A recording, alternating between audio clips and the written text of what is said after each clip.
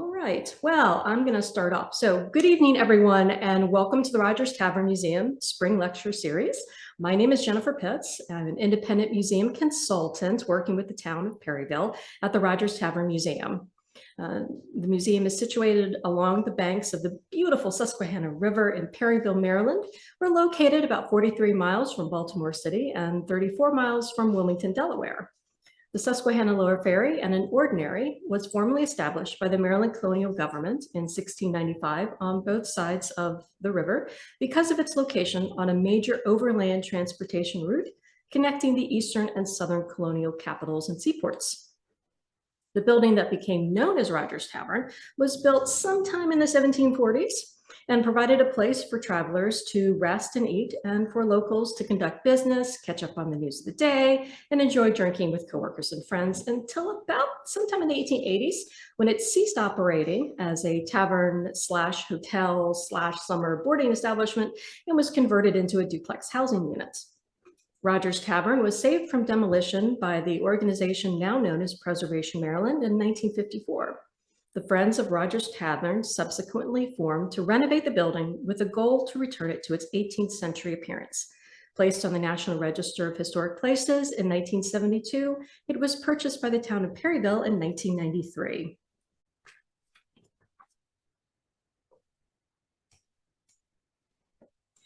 In 2019, the Town of Perryville received a non-capital historic preservation grant from the Maryland Historical Trust to help fund a project with the objectives of creating a set of geospatial data that show the location where previous archaeological investigations had been completed, where buried utilities are mapped, the possible locations for outbuildings and other features that may have supported the operation of the Rodgers Tavern and the Susquehanna Lower Ferry based on a non-invasive survey and geo-reference historic maps, and new and updated Maryland Inventory of Historic Places archaeological site survey forms for each discovered site.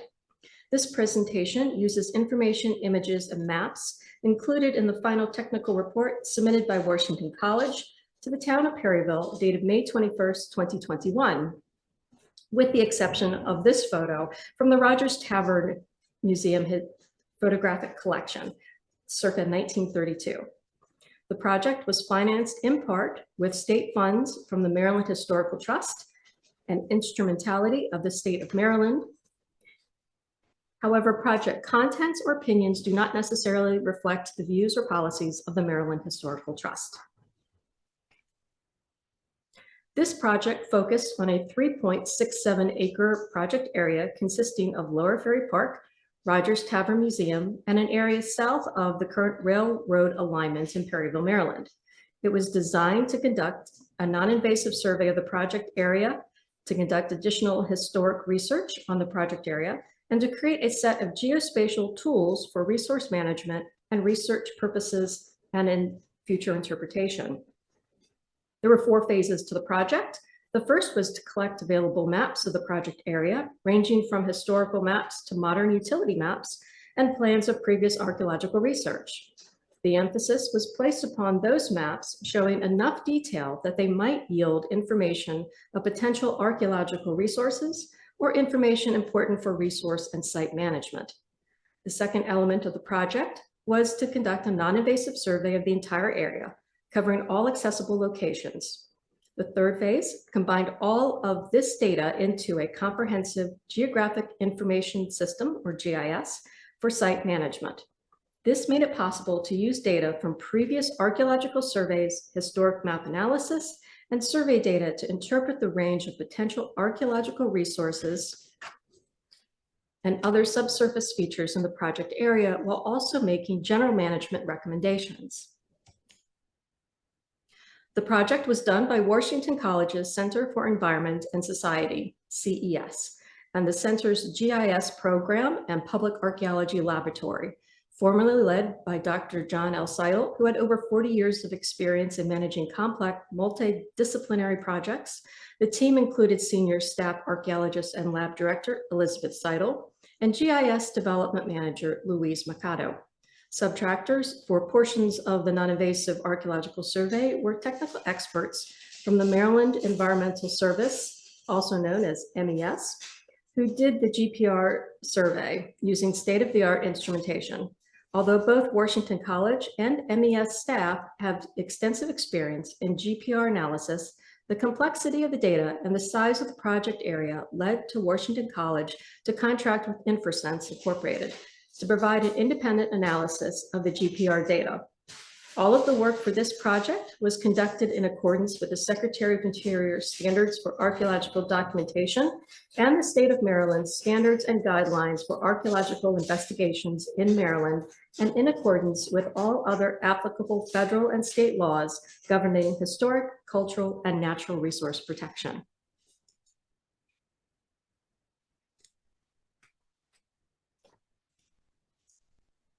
Situated on the Cecil County shoreline of the Susquehanna River at its outlet into the Chesapeake Bay, the project area is located on the first terrace at approximately 30 feet above mean sea level. It is located on the northwestern boundary of the Western Shore Coastal Plain physiographic province in Maryland, falling within Maryland Archaeological Resource Unit 6, Sassafras, Elk, Northeast, Bush, Susquehanna drainages. The landscape has been modified by 2 centuries of construction and gradual development at a pace that increased markedly in the last half of the 19th century. Now I'll show you some photographs of the project area so you can get a sense of it. And so based on various historic accounts, comparisons of aerial photography and mapping over time, and observations on site, land in the vicinity of the project area has been severely disturbed in many places.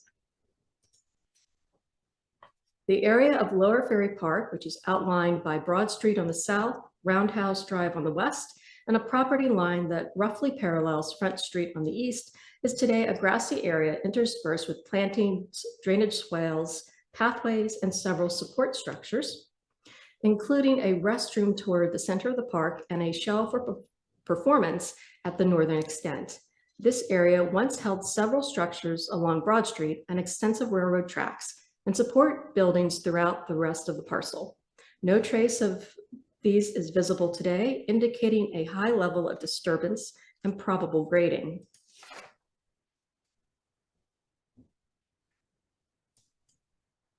High tension power lines across the project area from north-northwest to south-southeast.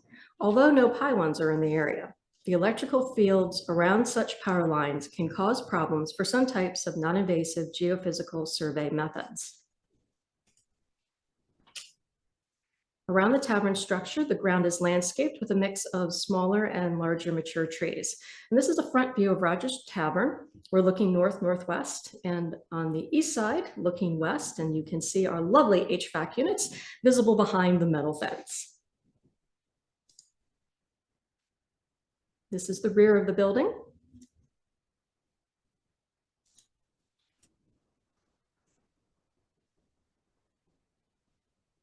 And this is rear of the tavern looking southeast. The parking lot is in the background directly east of the tavern structure is our parking lot.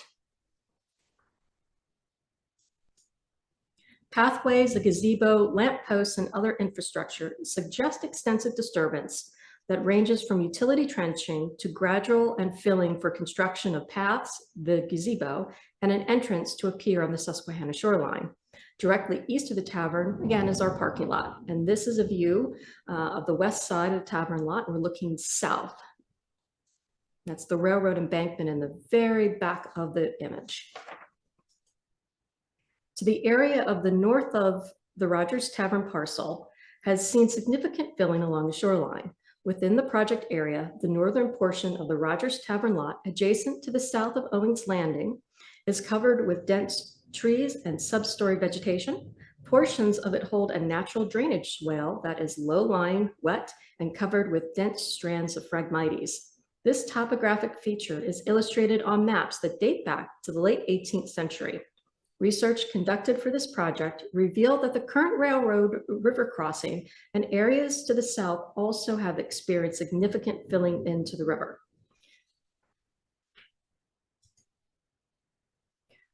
The technical report reviews the area's history from prehistory through contact, which is circa 12,000 BC to 1850 AD.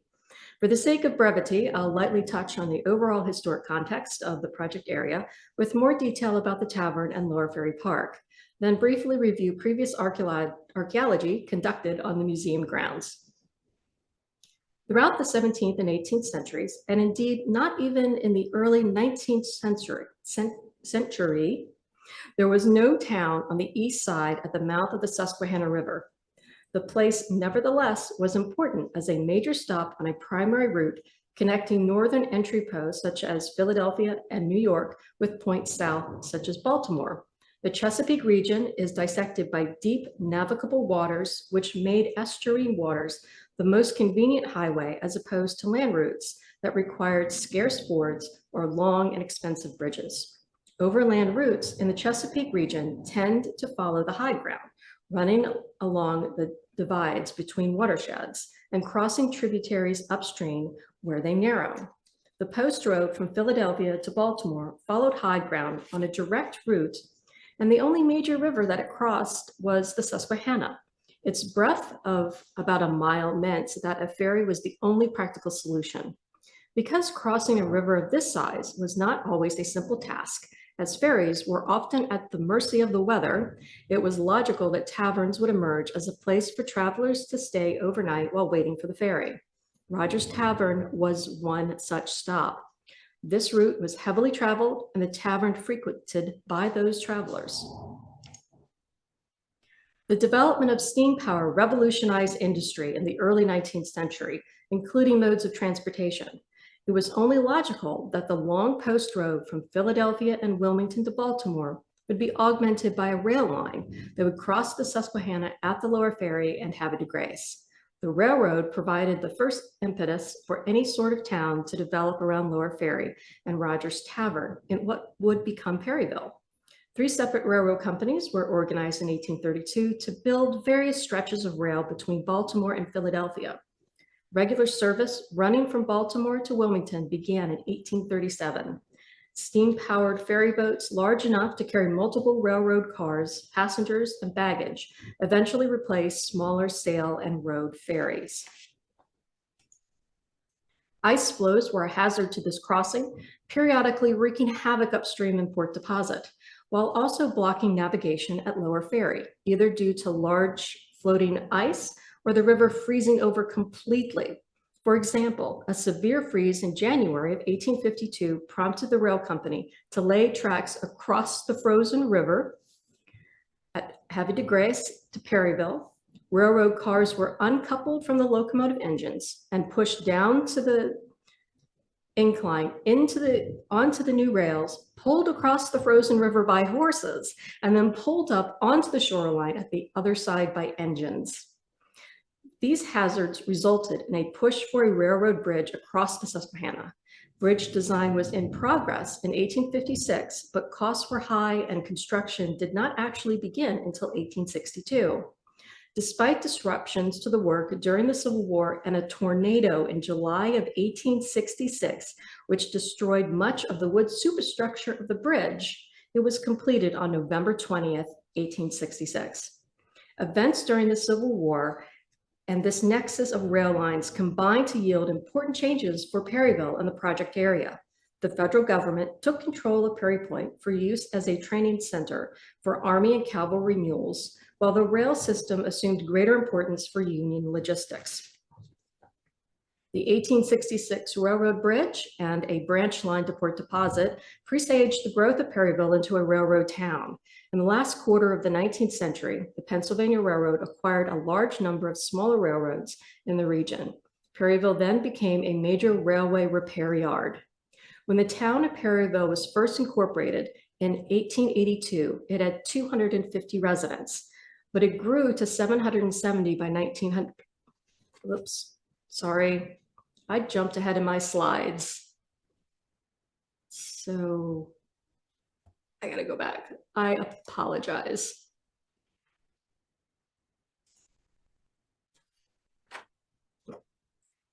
Let's see. So when the town was incorporated in 1882, it had 250 residents.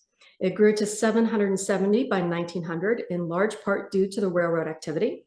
Repair shops and a roundhouse were constructed in what is now Lower Ferry Park, north of Broad Street and west of French Street. New residential streets were laid out, extending a grid primarily to the north of the old Post Road, now Broad Street. Perry Point's development into a munitions factory by the federal government in World War I, followed by a veterans hospital, meant jobs and modest growth. The population by 1940 had remained relatively stable at about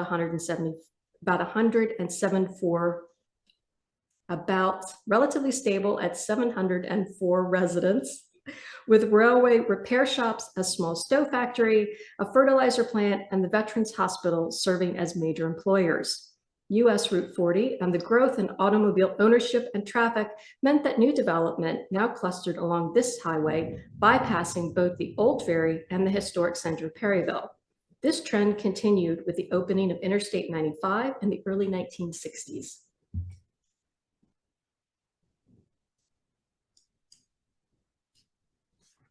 As noted earlier, the project area was a logical place for river crossing, with overland travel made difficult in the Chesapeake region by the many deep rivers that dissected the landscape. The first development in the project area was the construction of a ferry landing and the tavern itself, or a precursor. It is not known precisely where the ferry landing was in its earliest years, but by the Revolutionary War, it was located south of the alignment of the Post Road, today's Broad Street. It seems probable that this was the earliest location as well, perhaps taking advantage of a natural depression along the terraced shoreline. Jacob Young is the first known ferry operator at Lower Ferry, appointed as such by the Maryland colonial government in 1695. But his name appears next to the crossing on several late 17th century maps, the earliest dating to 1685. Young was a tenant on Richard Perry's property, Perry Point. Perry acquired it from the heirs of John Bateman in 1674.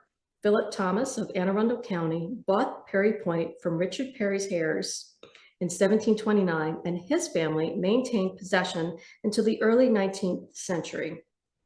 All of the ferry and tavern keepers were tenants of the many and various property owners. Other than the first operator, Jacob Young, little is known about most of the later ferry and tavern operators, not necessarily one and the same. With the exception of Colonel John Rodgers and John A.J. Cresswell, information about Colonel Rodgers and his activities during the American Revolution were detailed in a lecture given by Dr. Robert Selig in February. Cresswell's life was discussed in the March lecture with John M. Osborne and Christine Bombero. We'll come back to owners in a little bit. Based on appearances, the current tavern structure dates to the mid-18th century. The substantial two-story stone structure is described in its National Register nomination, accessible through the Maryland Historical Trust Inventory of Historic Properties online. Although its construction and later changes in the building to the front porch and the rear additions, etc., are well known, very little is known about the outbuildings that would have supported the tavern. However, various historic documents yield clues, as do maps, and the requirements of a functioning tavern allow some educated guesses.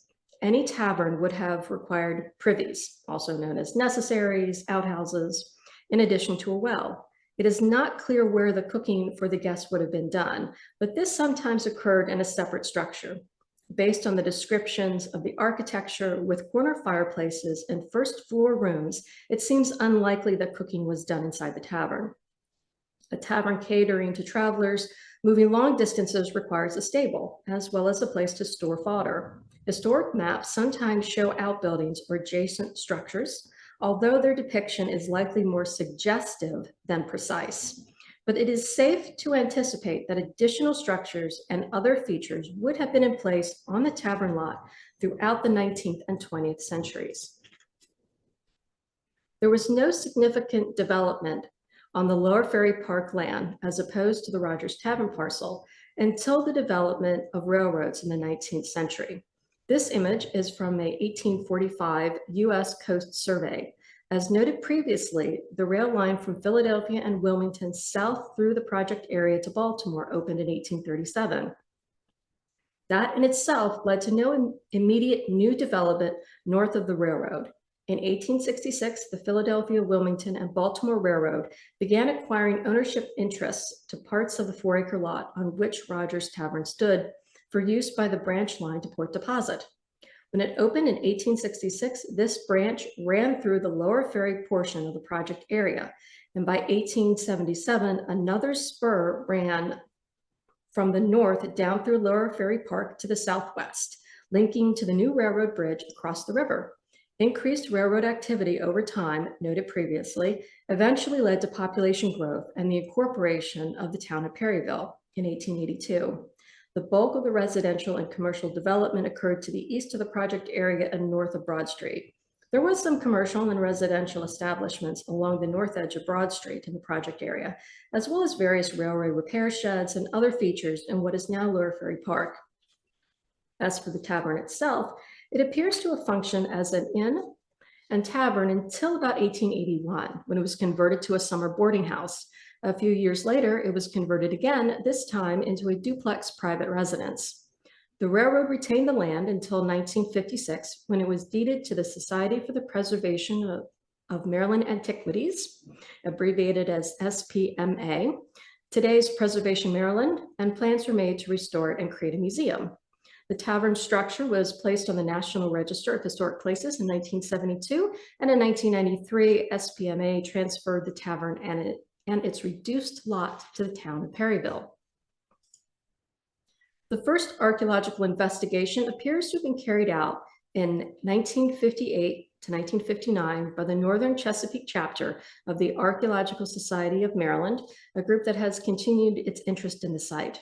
The work focused on excavations in what was referred to as the former bar room in the basement and an adjoining room. We are unaware of any historical evidence to confirm this bar room function, and it seems more likely that it was used for storage as it was an unheated space. On the screen is a brief overview of archaeological work that has been done at Rodgers Tavern. In 2004, Dr. Jody Hopkins of Joseph Hopkins Associates was contracted to undertake a Phase 1 archaeological survey of the property in preparation to construct a planned rear addition. Along with volunteers from the Archaeological Society of the Northern Chesapeake, Hopkins' team excavated 8 shovel test pits. In 2006, Hopkins and Associates followed this initial work with a Phase 2 excavation. Another 5 shovel test pits were dug, along with 3 5x5 test units. 7 shovel test pits, also abbreviated as STPs, were excavated by members of the Archaeological Society of the Northern Chesapeake and students from Harford County Community College. This work was undertaken in association with a college-level course, all of which was supervised by Ann Pearson. Pearson had collaborated with Hopkins on the earlier excavations, providing continuity to the work.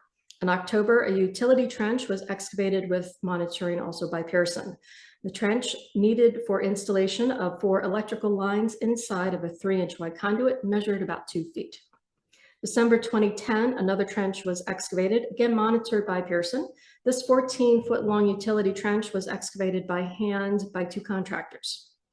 The last recorded archaeological investigations in the project area were conducted in April of 2014 by Dana Link of Great Chain Consulting. This work monitored the excavations of trenching for a new sanitary sewer along the south side of Rodgers Tavern between the building and Broad Street. Linux report recommendations were the inspiration for the non-invasive survey and GIS, which included in part conducting a remote sensing survey of the entire property, develop an archaeological base map with separate information layers for existing utilities and landscape features, historic features, disturbed areas, archaeologically excavated areas, and more. Extensive research was undertaken to locate online maps, deeds, and other resources related to the project area. Over the years, many researchers have perused the deeds related to Rodgers Tavern, often with different goals in mind. What one person deems unimportant can hold a wealth of knowledge for another. For this investigation, it was necessary to examine the land records related to the project area as more than just the means to identify the names of property owners or occupants of the tavern. It was important to look for anything that would help identify the anomalies located during the remote sensing survey and possible archaeological features. Land records can provide useful descriptions of structures on a property and often make references to outbuildings and landscaping features that prove to be very useful. Dwellings, barns, workshops, roads, fences, orchards, and other such references found in deeds or on plats help to piece together the history of the project area and paint a picture of the earlier landscape. Documents that researchers most often turn to are deeds, plats, and surveys, patents, chancery and equity records, wills, some probates, and tax records. Newspapers, journals, personal letters, and diaries also can be examined. Repositories such as the Maryland State Archives, local historical societies, and museums are good sources for gathering this information. Unfortunately, the COVID-19 pandemic, which extended through the entire project period, resulted in the closure of most archives, making necessary a focus on more readily available resources, such as those accessible online. Fortunately, the array of such materials is vast and increasing all the time. In the interest of time, I'm not going to dwell too much on the deed research, aka the chain of title of the property's ownership. It gets really complicated in the 19th century after Richard Snowden Thomas sells various size parcels to different people. It is important to note that when Thomas sells 520-acre excerpt to John Holmes in 1798, 4 acres are excluded from the sale of the property. Accepting out of the tract of land called Perry Point, 4 acres of land to be laid out so as to include the house now occupied by Mrs. Rodgers and the adjoining outhouses in her possession, and to front on the Susquehanna River so as to include the ferry landing and the present wharf, and from thence leading to and binding on and with the road to Philadelphia, including the said road until it intersects in a line running northerly unto a point from a line to the river, shall include the said houses, ferry, road, wharf, and 4 acres of land. This 4 acres of land becomes known as the ferry lot or the tavern lot.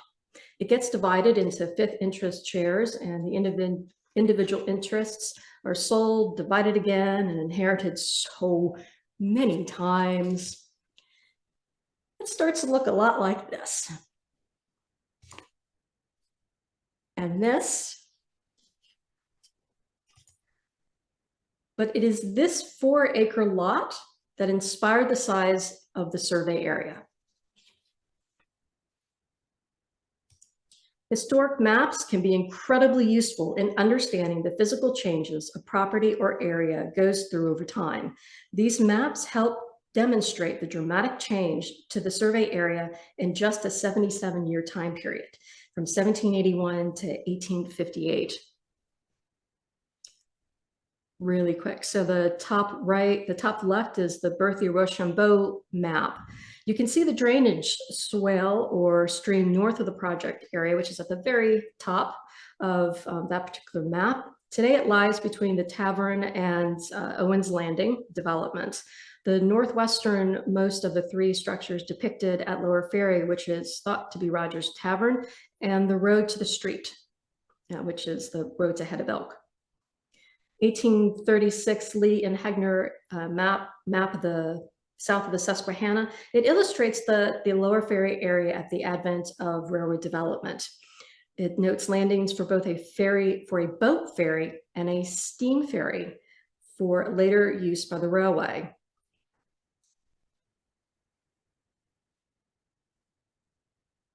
So then there's the 1846 coastal map that I showed you earlier. In 1856, Dare's Wilmington and Railroad Guide map. This illustrates extensive development of the shoreline for the railroad. And the 1855 Martinet map also reflects growing importance of the rail system with the first appearance of the Port Deposit Branch.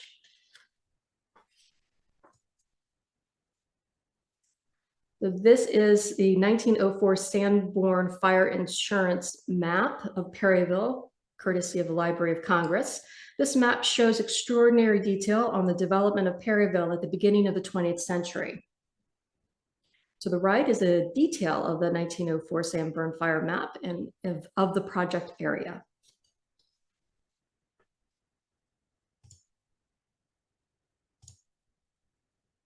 Okay, hopefully you guys are still with me. I like to throw out a little funny thing. So, non-invasive archaeological survey. That's why y'all came here, right? So the central element of the scope of work was a non-invasive field study of the project area. Over the past century, a variety of increasingly sophisticated remote sensing tools have been developed for archaeological survey.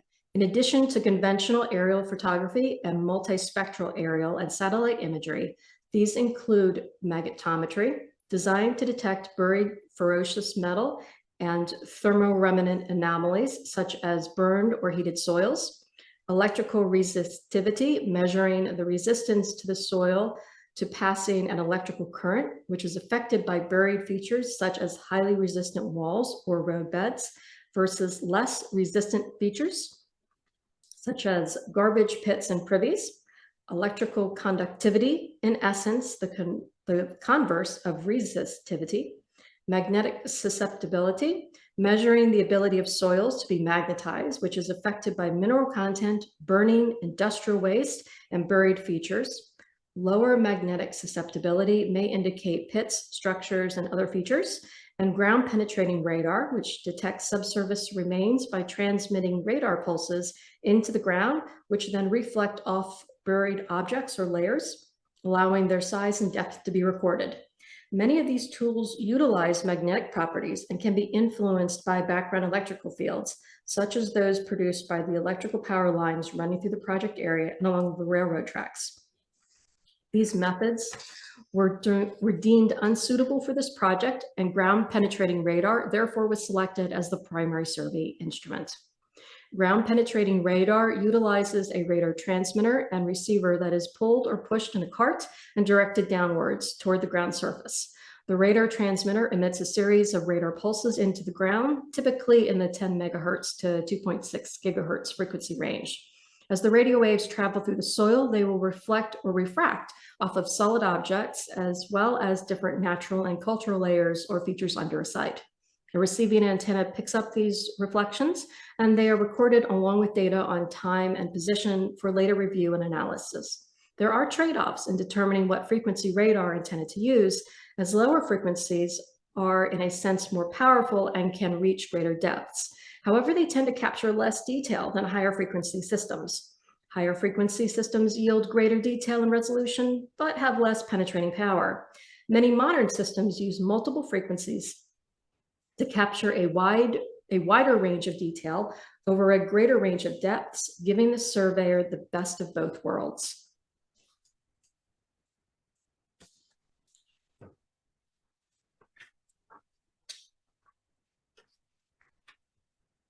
Here is an example of a data collection system, the push cart that was used to collect data on November 5th, 6th, and 10th, 2020. We used a 3D radar ground penetrating radar system. It was monitored throughout to ensure precise and accurate location information with survey control points, which were surveyed across the project area. And here's an example of some of the survey impediments. You can see that great big power line on the left, and on the right, the steep slopes that are located on the western edge of the project river next to the Susquehanna River. So was anything found? Well, there are limitations to GPR data for management purposes. From both an interpretive and a management standpoint, it cannot be overemphasized that no remote sensing method is infallible. So negative results should never be taken as an assurance that no remains are buried in a given area. Many variables can make subsurface features difficult or impossible to see using a given instrument. The lack of visibility of features in any given area is indicated by radar or any other remote sensing method. Therefore, should never be taken as proving that nothing is present. Instead, remote sensing data is used to show where things are known to be, or to better understand features previously located through some other method. In other words, the results of this survey should not be used to suggest that nothing is present in areas where anomalies were not detected. Instead, the focus should be on positive evidence of where features are known to be located based on these data.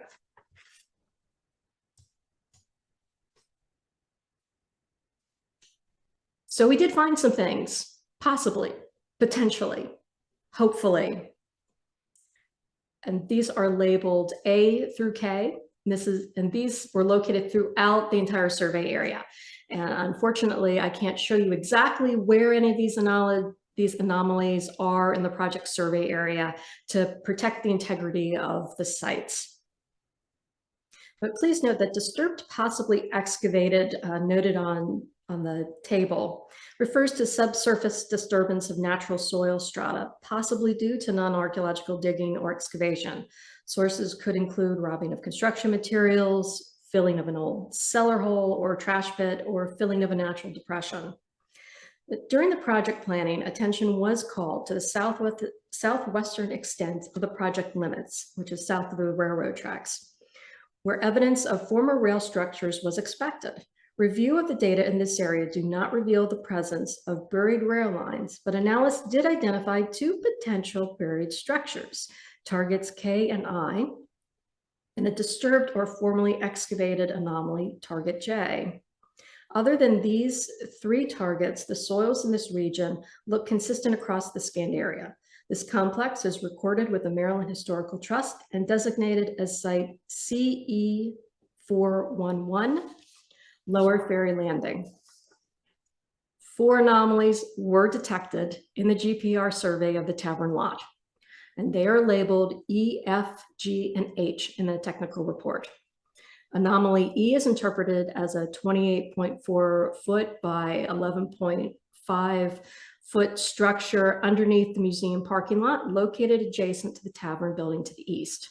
Given the nature of 18th century mapping and the nature of georeference in such maps, it may be that anomaly E represents the remains of a structure depicted on the 1781 Berthier-Rochambeau map and subsequent later maps. So basically, we're kind of thinking maybe this might have been the location of the stable, but we're not sure. And it's the only location I'm going to give you guys because it's underneath the parking lot. So we think it's safe. Anomaly G is interpreted as a 1.4 foot by 23.4 foot disturbed area.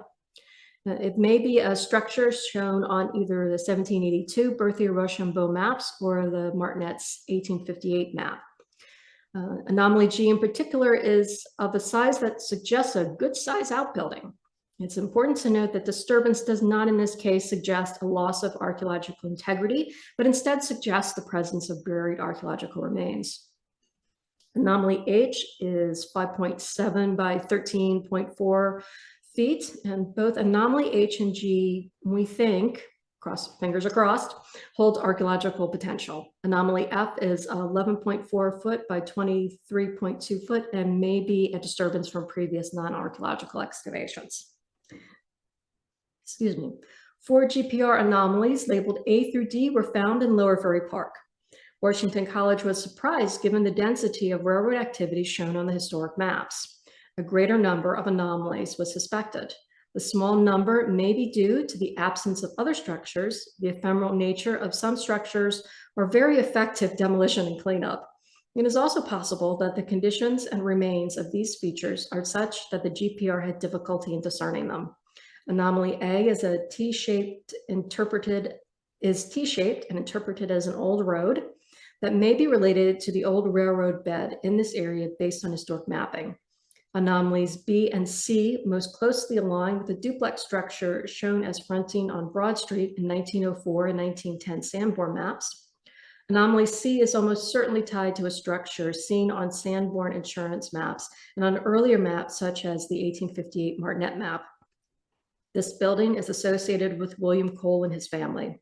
A new site number 18 CE 410 was assigned and a site inventory form was completed and submitted to the Maryland Historical Trust. Anomaly D is deemed to hold archaeological potential, despite the survey being unable to unequivocally say it's a buried structure until proven otherwise. And this site was also recorded and assigned a Maryland Historical Trust designation. With some overviews and conclusions. So this non-invasive survey and GIS project for the Rodgers Tavern and Lower Ferry Park has resulted in the first extensive synthesis in one place of previous historical research and prior archaeological investigations. It adds a collection of historic and modern maps, comprehensive map analysis, and assessment of utilities across the properties.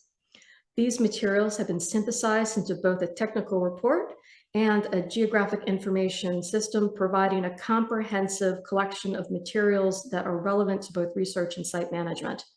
To summarize the activities and data synthesis completed, current conditions throughout the project area were documented via oblique photography and current aerial imagery in our GIS. A historical review of the entire project area was completed, augmenting the previous work already done on the Rodgers Tavern lot. The detailed timeline and extensive historical references to the tavern and ferry collected on behalf of the Rodgers Tavern Museum and used by Washington College for this project are a significant source that all future researchers should also consult instead of relying solely on this or other reports done in the future. Data from 7 previous archaeological investigations has been synthesized, and this includes work to more accurately place some poorly mapped work onto a base map now incorporated into the project's GIS. In addition to the review of archaeological maps, a wide variety of historical maps were reviewed and 29 were selected to bring into the analysis. Those with enough detail and precision to allow georeferencing were highlighted for incorporation into the GIS. In addition, a wide variety of documents such as deeds, plots, equity cases, and directory entries were reviewed, along with census and other historical data that expands our understanding of the project area. And 26 documents were selected for highlighting in their report. A ground penetrating radar survey was completed across the entire project area using state-of-the-art multi-frequency 3D imaging. This revealed 11 anomalies or targets of potential archaeological interest, including buried structures, previously disturbed or excavated areas, and other features. For management purposes, the radar identified and mapped 11 buried utility lines. The radar data, utility data from multiple sources, and historic maps were combined into a comprehensive GIS with 34 data layers and 2 base map layers. This GIS will provide a flexible platform onto which new information may be readily added, while offering a powerful management tool for future work across the property. Additional archaeological features have been added to the Maryland Historical Trust site form for Rodgers Tavern, and additional information has been added to the MHT quad files for the area. 2 new sites were identified based on the correlation of GPR data and historical documents, and site forms were submitted to the Maryland Historical Trust. These are CE 410, the W. Cole Storm residence located in Lower Ferry Park, and C18 CE 411, Lower Ferry Landing located south of the railroad tracks. So with all of the work that Washington College did for this project, the report also included some recommendations and conclusions. So in the area of historic research, much remains to be done on this important and complex project area. Topics for additional research include a continuation of previous research, such as identifying unknown tavern keepers, understanding their immediate and more far-flung families, determining the function and ownership of neighboring buildings and their occupants, and the continued identification, collection, and interpretation of traveler accounts. A program of systemic interview and oral history collection of town residents and employees may help to understand the puzzling and somewhat disappointing limited subsurface evidence of many structures and railroad-related activity and railroad-related infrastructure in the Lower Ferry Park survey area. On the tavern site, Washington College recommended that the excavation of shovel test pits no longer be permitted. The tavern lot has enough STPs excavated that they no longer serve any useful purpose and actually do more damage to the site. Artifact counts and shovel test pits from previous archaeological investigations have been high. Unfortunately, despite these positive signs, relatively little useful information has been gleaned from these excavations other than samples of material culture. This is due to the restricted purpose of the investigations and the reliance upon small shovel test pits, which limit the amount of information it is possible to obtain. Not to put too fine a point on demonstrating the limits of relying exclusively on STPs, but all of the previous archaeological investigations from 2004, 2006, and 2009, totaling 20 STPs, completely missed the 4 anomalies identified in the GPR survey of the Tavern area, measuring less than half an acre. Any future excavations should be linked to a carefully thought out research design and geared towards answering specific questions that address site management, research questions, or interpretation. Archaeological monitoring, while useful as a stopgap measure when ground disturbance is necessary, is significantly less informative than careful archaeological excavations carried out in advance of construction or repair work. Throughout the project area, monitoring of excavations for construction or utilities should be avoided except under emergency circumstances.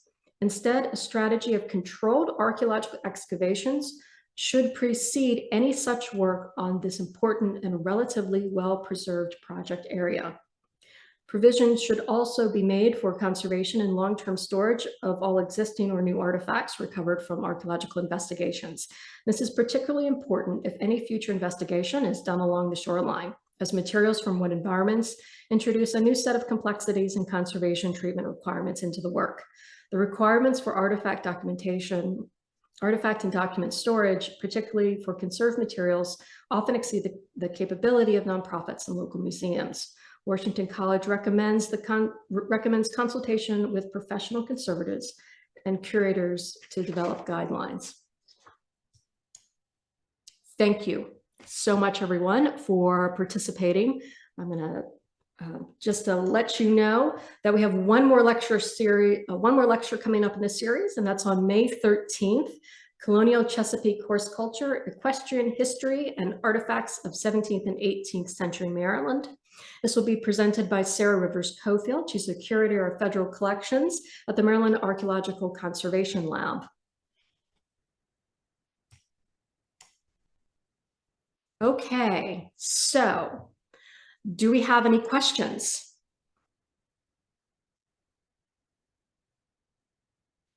You can either type them, or if you want to unmute, then you can go ahead and do that. So in a nutshell, with the Tavern property, yes, there's been work done. There's been infrastructure put, and there's been some archaeological investigations. The site overall is generally pretty good as far as the preservation of archaeological resources. At least that's what Washington College thinks. And I personally am hopeful.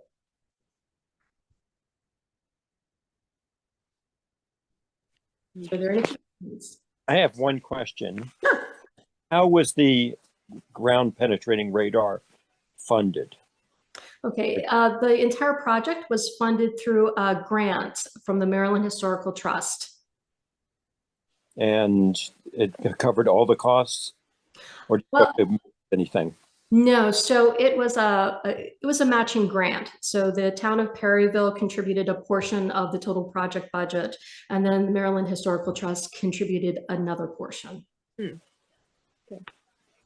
Very good. Okay. I got a thumbs up. That's good. Thank you. It was excellent, very helpful. We're looking into the restoration of Airlocker's Wagon Stand Tavern in Ellicott City. So this was extremely helpful. Yes, extremely. Oh, good.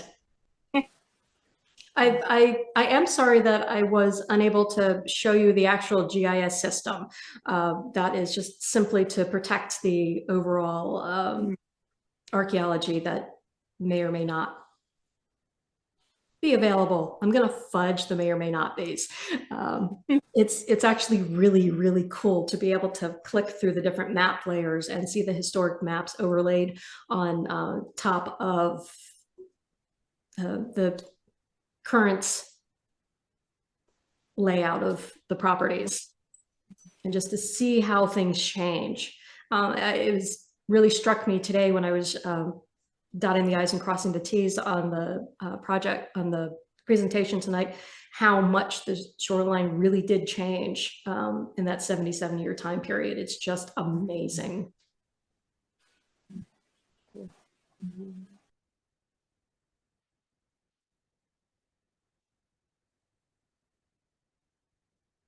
Okay, well, any other questions? Don't be shy. Although I will say a caveat that I am not an expert in non-invasive surveys. So if you have a technical question, I recommend that you reach out to the Maryland Historical Trust. They might be able to answer any highly technical questions. Sorry. Nope. I'm just interested in the history, and I've been involved in renovating old buildings, and just a fan of what you're doing. Oh, thank you. Local history. I'm in near Oxford, PA. Oh, okay. So, yeah, in an old house. I can tell by the fireplace mantle behind you. That's been traveling with me from. Oh, that's from Wilmington, Delaware, from an 1804 Quaker miller's son's mansion.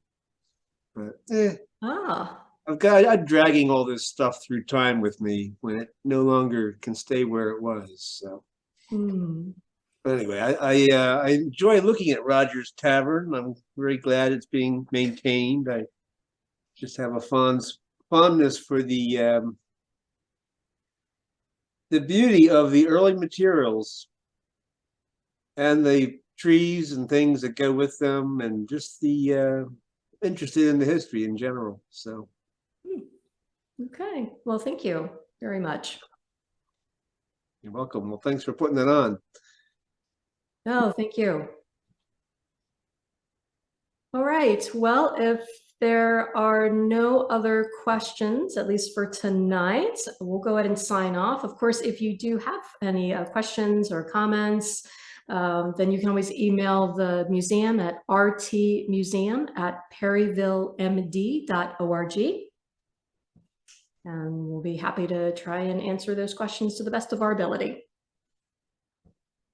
All right. Thank you so much, everyone. Have a great evening.